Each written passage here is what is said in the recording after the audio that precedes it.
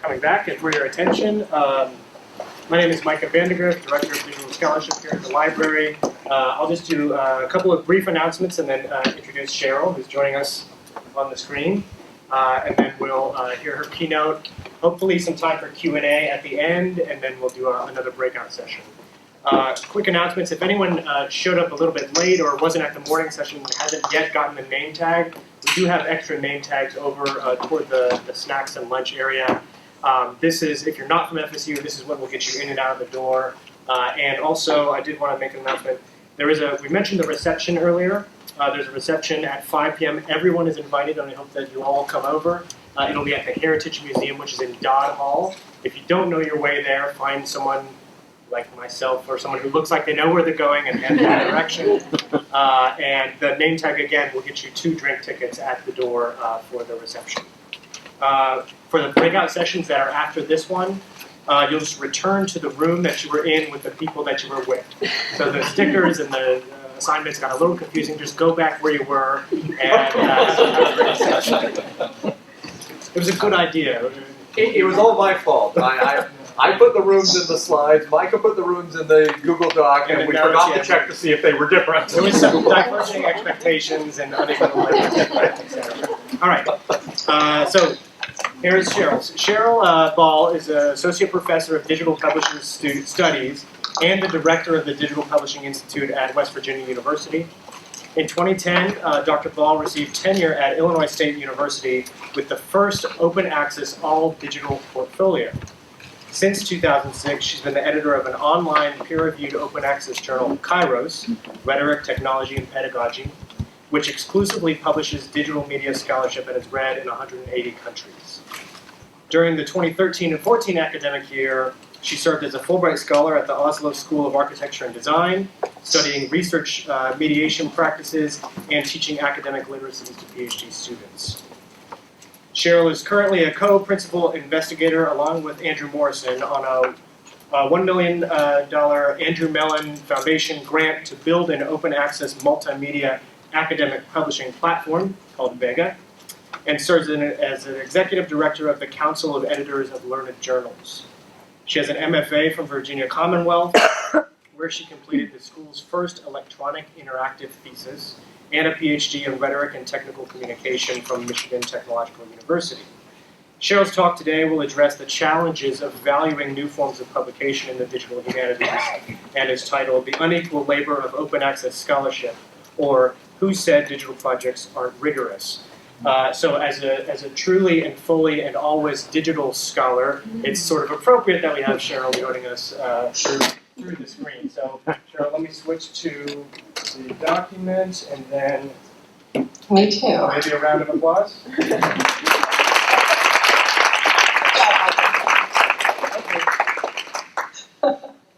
Thank you all so much. I'm so sorry I need to look at you a big screen first while I apologize for not being physically present there. I'm really upset, especially because at 11 a.m. this morning, my doctor cleared me to fly, and I punched him, and because I'm like, why couldn't you do that yesterday? I'm going to be fine, but in the meantime, I couldn't be there with you physically, and I'm really sorry about that. But I appreciate Therese and Paul and Micah and everybody else helping to get me there virtually. So thank you. I appreciate your patience. Okay, so the unequal labor of open access scholarship. I'm going to talk a lot about rigor and labor. 2 summers ago, I found myself explaining to a group of Norwegian developers how I wanted a new publishing platform to function, one that would take into account for digital, interactive, multimedia projects that would facilitate peer review, and that would also help train editors and publishers in doing this experimental type of scholarship. Because they had backgrounds in academia and in creating content management systems for publishing companies already, they understood what I was talking about. But when the granting agency we were targeting to fund this publishing platform realized that I was only talking to a single development company, they required us to get a second bid for the project. The problem was we only had days to find a studio capable of building a content management system from scratch, and one that would perform all the functions we needed it to for both scholarly communication and multimedia production. I was new to West Virginia at the time, so the Entrepreneurial Center totally hooked me up with a local startup company the next day, and I was incredibly grateful for them for doing that until I walked into the meeting. And at that point, I realized that the CEO and lead developer was an 18-year-old undergraduate computer science major, and the first question he asked me was, "Wait, what's peer review?" And I immediately thanked him for his time and excused myself. Now, don't misunderstand. I'm known for bringing my research into the undergraduate classroom to have students learn and work on real-world publishing and research projects, and even give them co-author credit when that's appropriate. But I was not about to entrust a $1 million Andrew Mellon Foundation grant to an 18-year-old who fundamentally did not understand the major pressure of labor that scholarly publishing assumes. Thankfully, the Mellon Foundation agreed with me. So, after the Norwegians and I received the grant and began earnest work on Vega, our open source publishing platform, I spent many days over many months detailing the varieties of peer review that users of our system might want. And because I know there are academics at all stages of their careers in the room, I'm going to explain a little bit of these varieties of peer review and how they function, if you don't mind. And I'm going to start with the most familiar to people, which is double anonymous. Now, a lot of people will know this as double-blind review, but I prefer not to tap into ableist notions of blindness here, and I think anonymous better refers to what this process, how this process actually functions.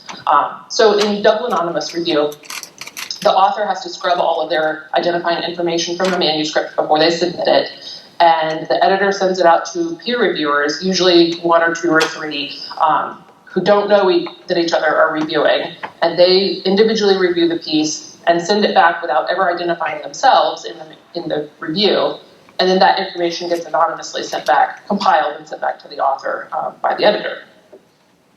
This is the traditional mechanism for peer review. It's the most widely known. It's also highly problematic because it can be mean-spirited, and it's not really anonymous, and depending on the size of your field, it may be very easy to figure out if you're a reviewer who the author is, right, or vice versa. So there's been a lot of critique of this form of gatekeeping, which is kind of how it's been summarized of late, particularly within the digital humanities community. It's been critiqued a lot.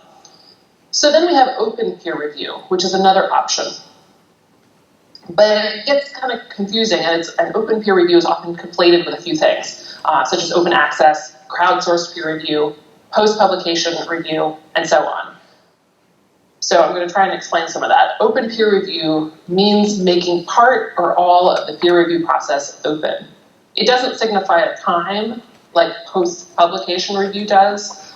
Instead, it refers to the process of peer reviewing work after it's been published. Post-publication review refers to peer reviewing things after it's been published. Post-publication review tends to happen more in the sciences than in the humanities, although there's been a push for it more to happen in the humanities. And if you've read Kathleen Fitzpatrick's book, Planned Obsolescence, that's primarily what she's discussing in that great book. So post-publication review does happen with digital humanities projects. It tends to be in the form of tweets, retweets, reviews on secondary websites, and occasionally in journals. And I say occasionally only because there still really aren't mechanisms for peer reviewing and publishing digital humanities projects in the traditional academic sense.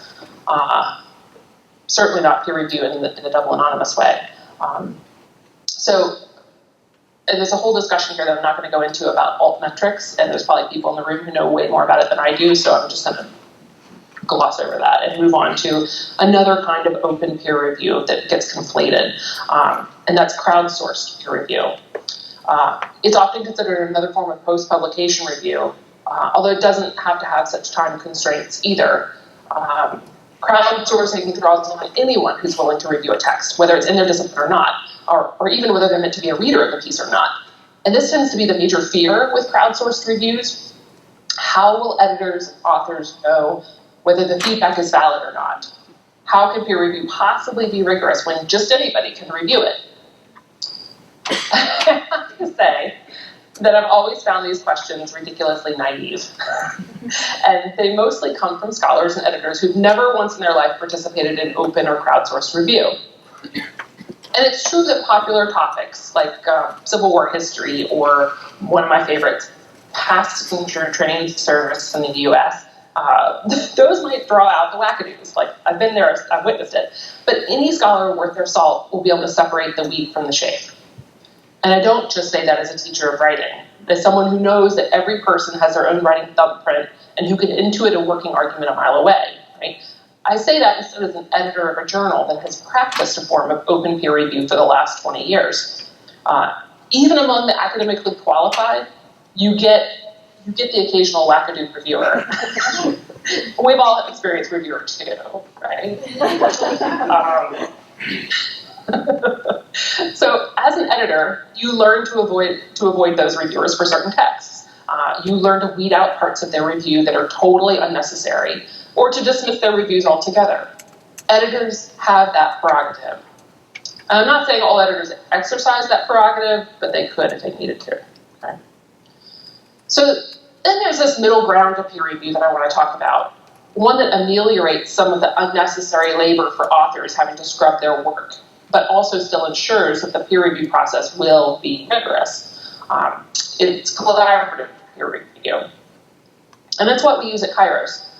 So let me stop for a second talking about peer review to explain what Kairos is in case you're not familiar with this journal. And this is going to be a bit of a challenge because usually I'm there in person and I can physically show you what the journal looks like and how its web texts function. But instead I'm just going to talk you through it and it's going to be fun, I promise.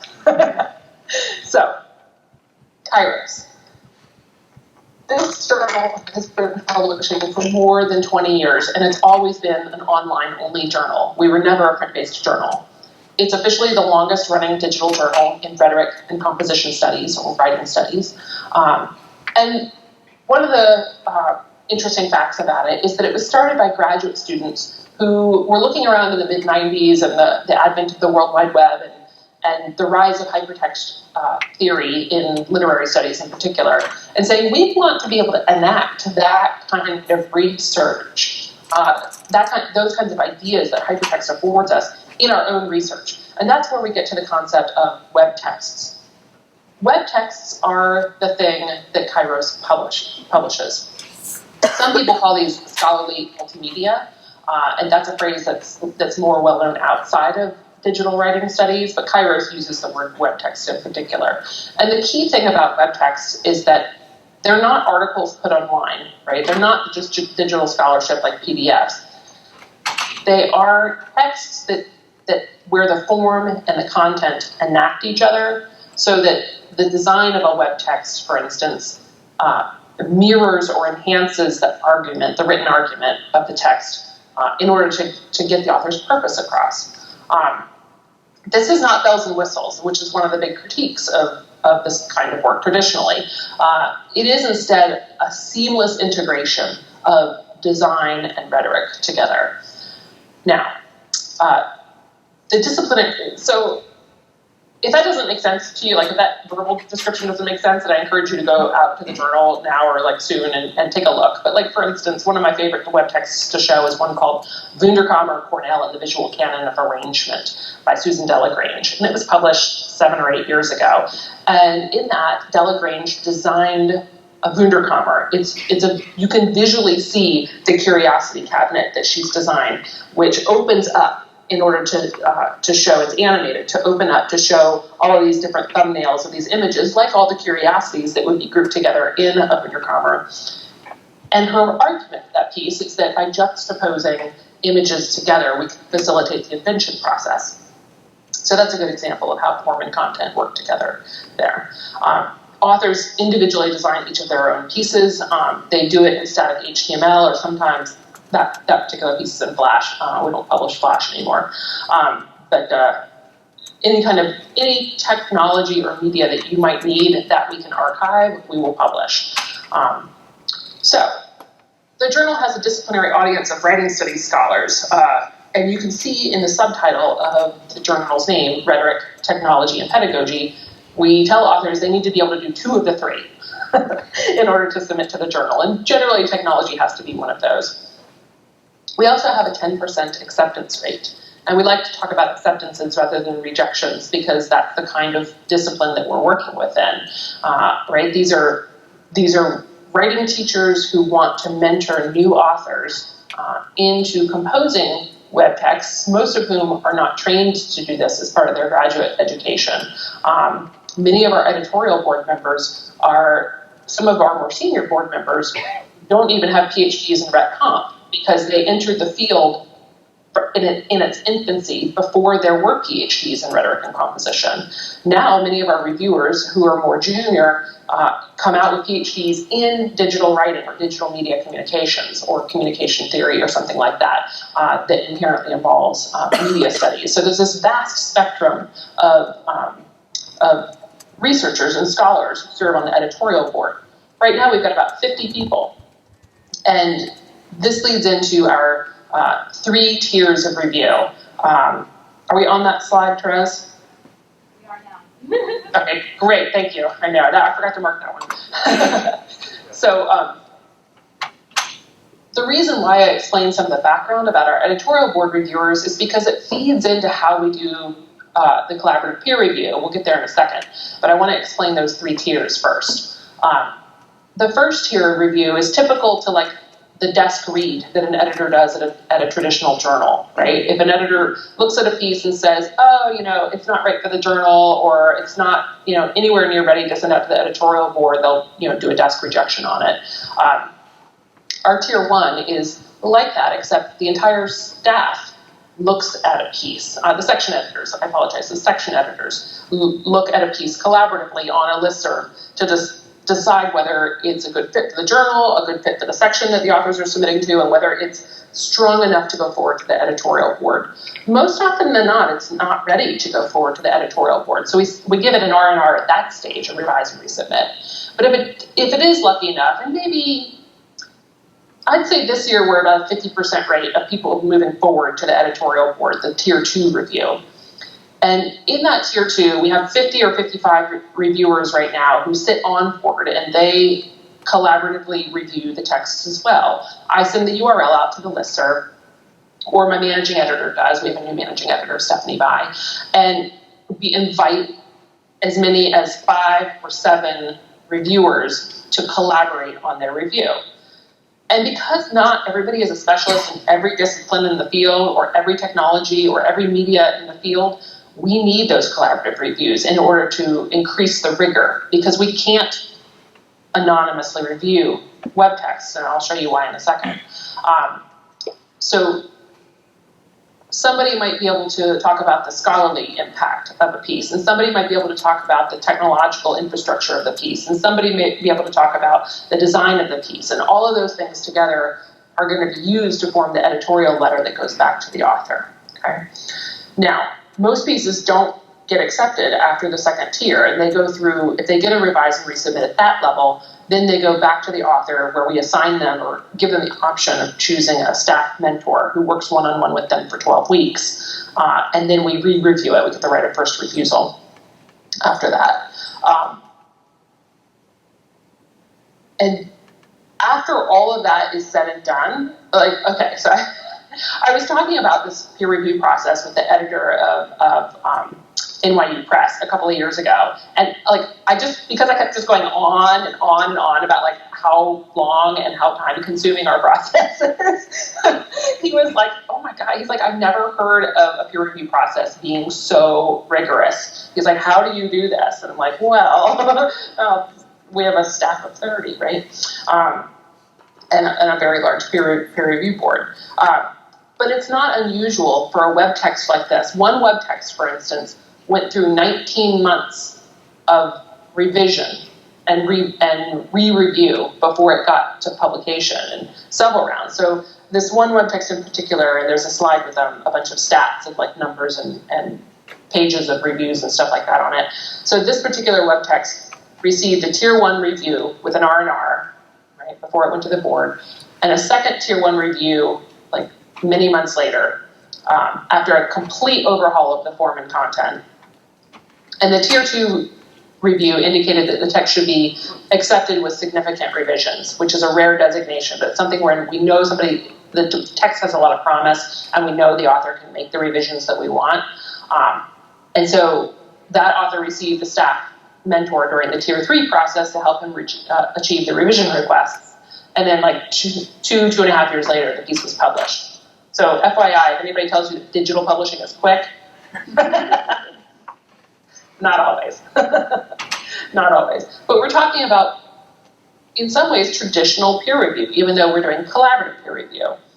I'm going to skip a bit over the macro reviewing and the micro reviewing for time's sake, but it was just to mention that there are a lot of ways that the reviewers can interact with texts to give feedback to the authors. So I'm not going to go into detailed examples of that, like I said, but it's important to remember that successful peer review of digital media projects like these web texts are disciplinary specific, as well as interdisciplinary because of their technological designs, which is why collaborative reviewing is so important. It's also important because for some scholarly multimedia work, scrubbing self-identifying information, like this video headshot in this particular example, scrubbing an author's head from a video is impossible, right? You can't remove that information before you send it off to peer review. So doing double anonymous review just isn't feasible with digital humanities scholarship. And requiring double anonymous review, which some publishers have tried to do with scholarly multimedia, puts so much unnecessary burden and labor back on the author. And so it's doubly problematic when we're talking about the extra laboriousness, excuse me, of creating, editing, publishing digital scholarship in the humanities. Okay. So, to be clear here, I'm not just talking about web text in that last statement. I'm talking about all the forms of scholarship that humanities scholars now produce that fundamentally rely on the medium of the web. Not print-like stuff, not PDFs. That stuff too is called digital scholarship, but for our purposes today, the labor involved in creating a Word document hasn't changed all that much in 20 years. And if anything, it's gotten easier, and it's certainly easier to print to PDF now, making the distribution of scholarship primarily a digital endeavor. But I'm not talking about distribution. I'm talking about production, the part of the creation process where the authors compose, the editors edit, and the publishers, who may equally be librarians these days, are tasked with archiving and preserving the scholarly record. So I'm talking about digital humanities projects, digital publishing projects in or outside of the humanities, and also about web texts. Okay.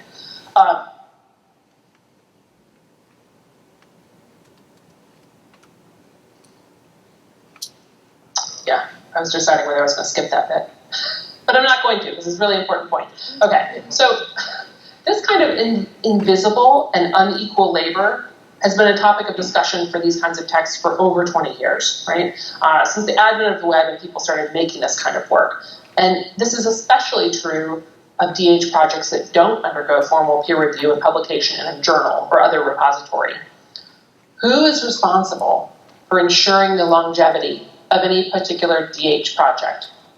What if that one faculty member responsible leaves or dies, right? What if they just fail to do anything to keep the site updated? Who is responsible for ensuring the site meets accessibility and usability requirements, or for adding alt attributes to the media files, for making sure that the metadata is correctly encoded? I've spent 20 years trying to answer these questions, and if there's anything that I've discovered in that time, it's that every venue is different, and the labor often doesn't get done, even after the author spends 2 to 3 times the energy to build a project. The humanities doesn't scale very well when it comes to DH projects for scholarly multimedia. And this is why content management systems like WordPress, Oneka, and Scalar become so popular. They help the humanities scale our scholarship by allowing us to focus on the artifacts instead of the technologies and the infrastructures. But I would argue that this hasn't served us well, as projects get lost to security breaches, server sunsets, and missing upgrades as people get bored or forget about these scholarly projects. And I think this is why I'm such an advocate of libraries becoming publishers of digital humanities content. partly because it's their job to think about these issues and do something about them. So we need to collaborate better as scholars and scholarly librarians. But I'm also a proponent of rigorous editorial processes. So I spent months with the developers of Vega to help them understand all of the processes and workflows that scholarship in general and web texts in particular undergo during the developmental and production phases of academic publishing in the humanities. The developers distilled those workflows down to a single page, which kind of blew me away. To see like all of this work that we do that takes months and months and months and years, like on a single like handwritten scribd sheet. And then from that, they made a poster from it. So we could collectively make further changes. And this is a picture of one of the developers with the poster that they made. So I want to break down this invisible labor, editorial labor, even further for you. In Kairos in particular, we have an 8-stage copy editing process that we use. And this occurs after the web text has been accepted for publication, right? So post-peer review. In the pre-production check, if you will, y'all stay on the 8 stages of copy editing slide for a second while I run through these. So the pre-production check is we have to make sure that all the parts are there, that all the metadata is ready and available, and metadata even in the form of descriptive transcripts or voiceover transcripts for any video or audio elements that we might have, things like that, right? That all the files are literally in place.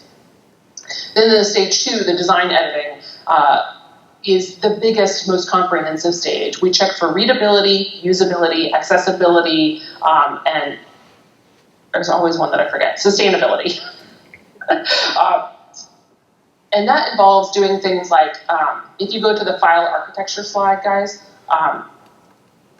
we get web texts that have a series of these linked files, right? They're websites that are built, and we have to make sure in the design editing stage, things like file names are named appropriately according to web-based standards. Because even though we have authors who want to author with Kairos, they may not have ever built an HTML page before in their life.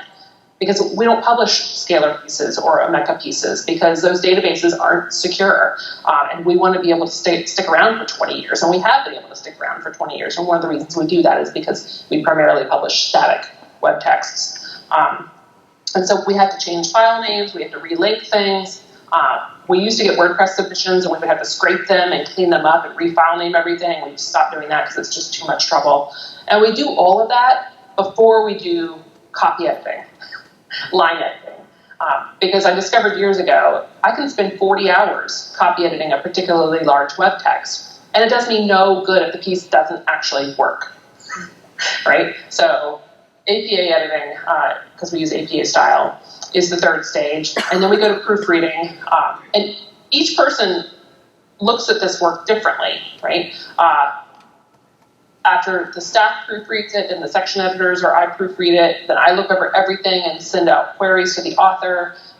And then Doug, my senior editor, puts everything in the right location on the server. And then we do a whole staff walk proofread of the entire issue again. Those 8 stages take approximately 4 to 5 months with a new set of eyes on each stage, as I said. We have about 25 staff members. And you can see in this matrix sort of how they line up across different stages of the review process. And we hire new staff almost once a year now. And all of those go through a rigorous training process that can last anywhere from a few months to 2 years, depending on what their role is. As the editor, it's my job and it's my pleasure to train everyone. I do it because I love teaching editing, and I find it an important part of professionally developing my discipline. I want to make sure that there's other good editors out there, right? And I do get a course reassignment for this editorial work, but I'm only one on staff who does. If I tell you what the teaching loads for most of my staff are, you'd be in shock, because many of them are at 4-4 teaching schools. Okay. So there's other journals, like Kairos, that have 1 or 2 staff members, and they make do. But I do believe there's a direct correlation, if I may, between our robust staffing and training procedures, our thick developmental and production processes, and our status as the most long-standing and leading digital journal in writing studies. We've stayed around and we've become the best because we know what we're doing, and we can prove it in every issue that we publish. And we have to, with every issue, prove that we know what we're doing, because of something that I haven't mentioned yet. And something I've purposefully not mentioned until now, because in my mind it should be irrelevant to our processes and our status and our legitimacy as a key journal in the humanities. And that thing is that Kairos is open access. So, like open peer review, open access means so many different things that I almost hesitate to go into all of its vagaries here. But I found that most scholars and many librarians don't really understand what open access refers to, particularly in the humanities. So let me do a really quick explanation if you don't mind. There's two basic models of OA, green and gold. And green access is the version associated with disciplinary and institutional repositories. And so authors are allowed to upload their drafts of their articles for literally anyone to access, right? But they're not usually the published version. And there's a lot of journals that allow authors to do this. And if you want to find out whether a journal that you're submitting to allows for green OA, you can see the Sherpa Romeo website, which is the URL is on the slide. So, the second model of open access publishing is gold access. And gold OA is generally associated with publishing venues that have made work freely available to readers on the web through completely open access or hybrid OA options. And hybrid journals are the ones where only some of the articles are made OA. Sort of the trick with gold access is that it's made possible by charging authors to publish their work in OA formats. These charges are called article processing charges, APCs, and they cost as much as $5,000 an article. I just can't even imagine a humanities scholar paying $5,000. The average price is about $2,500. But it's just so ridiculous, right? It makes me laugh. Distributing scholarship in gold OA journals has proven to be highly profitable, go figure, for many publishers, especially the big five. But critics of the author fee system, such as myself, describe its double and often triple dipping as unethical behavior on the part of these commercial publishers. So, double dipping, for instance, occurs when two sets of users are charged for gold open access work. So the authors pay the OA fees, and then the university libraries pay for the bundles for those same journals in their research collections. And the example I use is I can't just subscribe as a library. I can't just subscribe to Computers and Composition, one of the top print journals in my field that Elsevier publishes, because it works like cable, right? I can't just get HBO because I want to watch Game of Thrones, right? I have to get all this other crap. I have to get the fishing channel too. Right? Oh, I forgot you're in Florida. Maybe you like fishing. But Tallahassee is landlocked, isn't it? Yeah. Okay. So you have to pay for all this other stuff. And what's worse is triple dipping. When you're in a state institution and taxpayers are paying your salary, and then the government, the federal government is paying billions of dollars in grant funding for us to conduct our research, and then we have to turn around and pay publishers to publish this work to make it OA, and then our libraries also. If it's not obvious, I'm not a fan of gold open access models that require authors to pay to publish their work. And I'm not against publishers making a profit, but these fees have outpriced all but the most luxurious of institutions and made gold OA for the humanities, arts, and many in the social sciences completely impossible. Kairos, on the other hand, as well as most other scholarly multimedia journals, are not simply green or gold OA. In fact, those terms didn't even become known until the mid-2000s, nearly 10 years after Kairos began publishing. So I say that Kairos is kind of a gold open access, but its business model, which doesn't rely on author fees or subscriptions or any other type of income, is free, as in free beer. It's a really rare model of open access predicated on a gift economy in which publishers charge nothing to publish, authors, readers, and librarians pay nothing to submit or access that research. And so Kairos does all of those things. It's free for everybody. We have an aggressive fair use policy that doesn't require permissions for any media usage, and we promote rights statements that either revert copyright back to the author. I mean, that's a default setting for us, or they can do any sort of Creative Commons or public domain that they want to do. Or as I like to say, Kairos was OA before OA was a thing, and we were publishing on the web before you knew what the web was. So this is one of those cases where the phrase, "we've always done it that way," is actually a really cool thing, except when it comes to the legitimacy of the journal. A forerunner in digital publishing with excellent information architecture, usable interfaces, rich metadata for experimental media artifacts, the most stable archive of any of its sister journals, and a highly competitive acceptance rate. None of those mean a thing when a tenure reviewer mistakes open access with arigorous, or worse these days, predatory. And it happens all the time. Just last week, while I was at the Digital Library Federation conference, a wonderfully smart librarian presented a matrix of questions that her faculty could use to evaluate the quality of open access journals, so that they could decide which were worthy of submitting to. A really great project.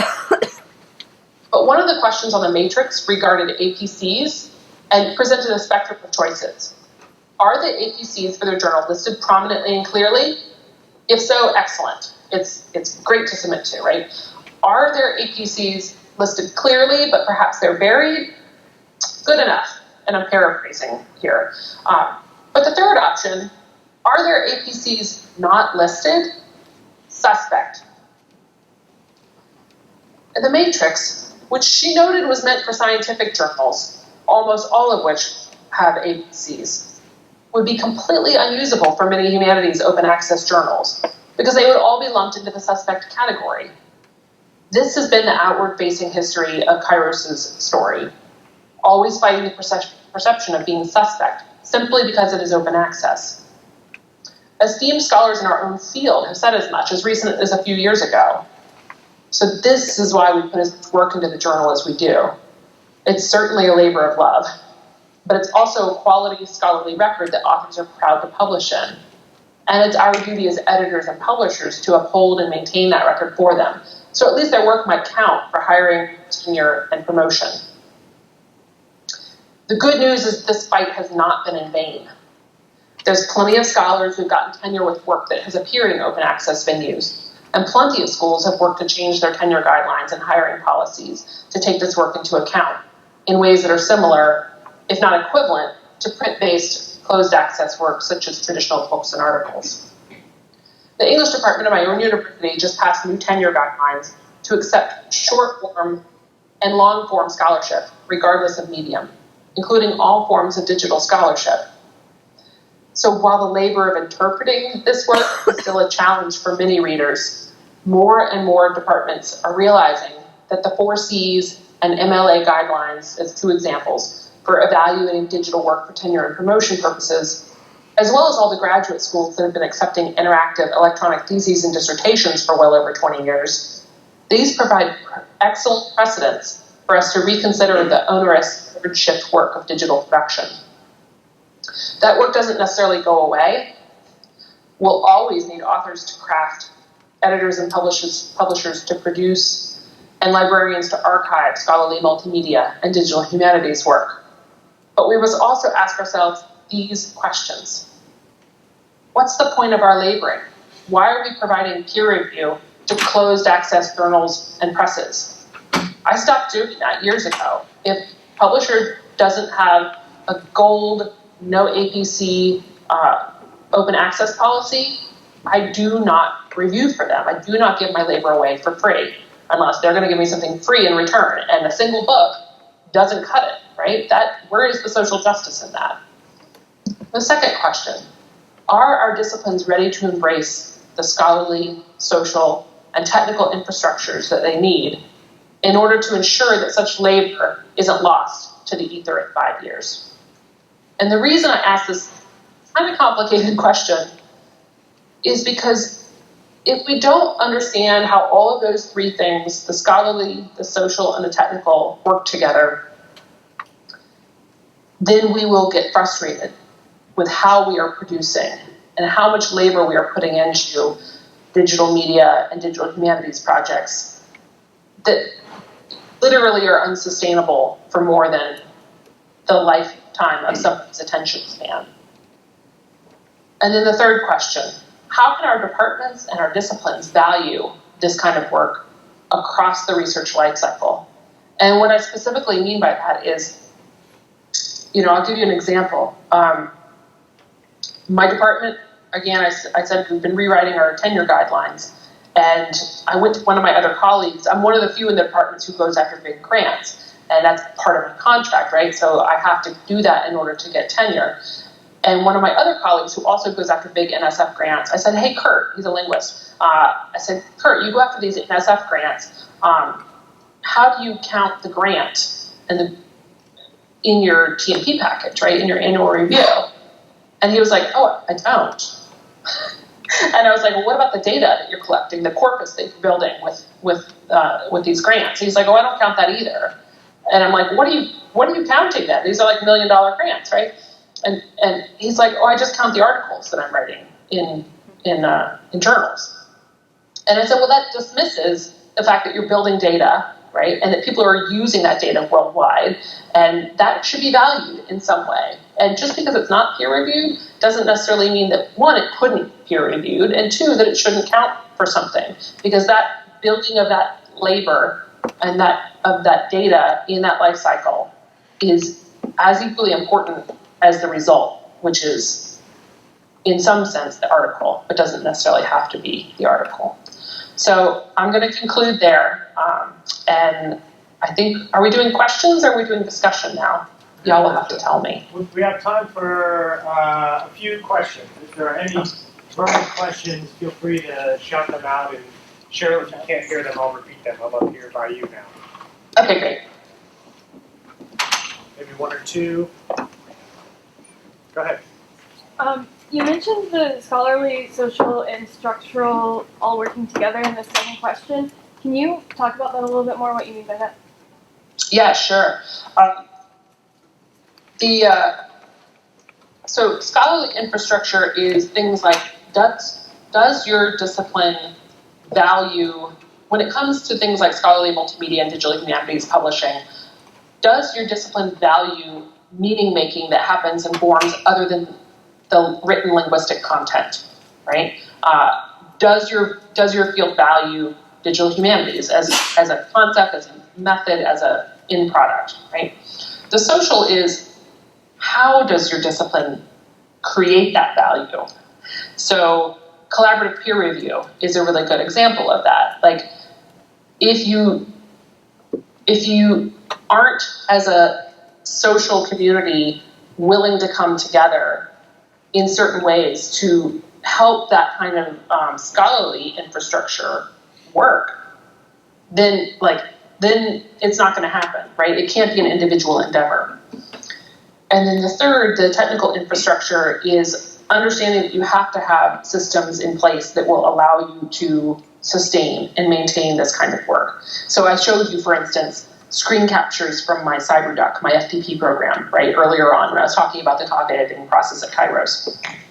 And we skipped over the manual version control slide where you had a bunch of author folder names, right, like author 1, author 2, author 3, author 4, because there is no technical system right now that will allow Kairos to do version control in the way that we need to through our editorial process. That's the system that I'm building. That's Vega.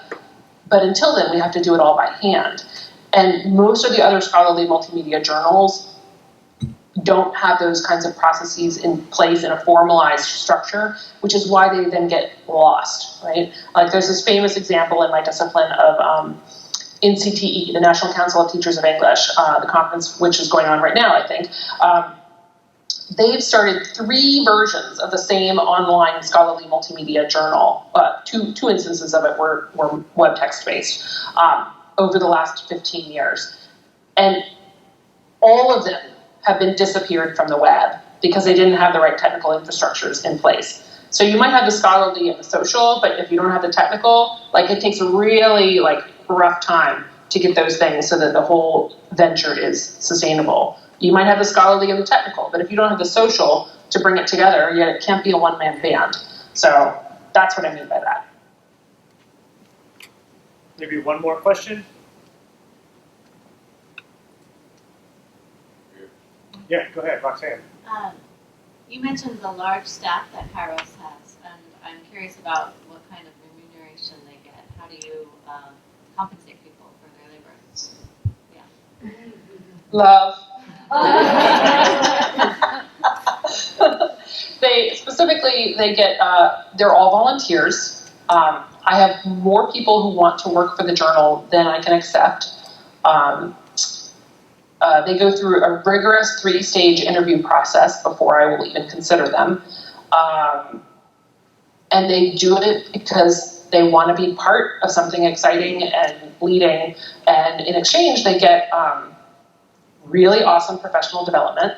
They get to see the most cutting-edge scholarship in the field, and they get a letter of recommendation.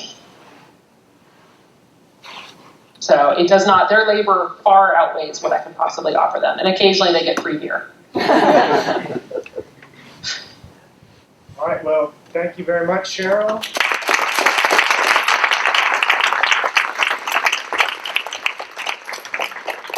If you stay online, we'll say something. Yeah.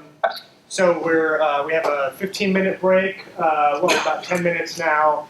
We did refresh the coffee, so there's another batch of coffee over there and lots more snacks, so please go and fill up on all that. And then we'll reconvene in the breakout rooms that you were in earlier at 2 o'clock. And if people came in late and weren't assigned to a breakout room yet, just find a group of people and sit down and talk to them.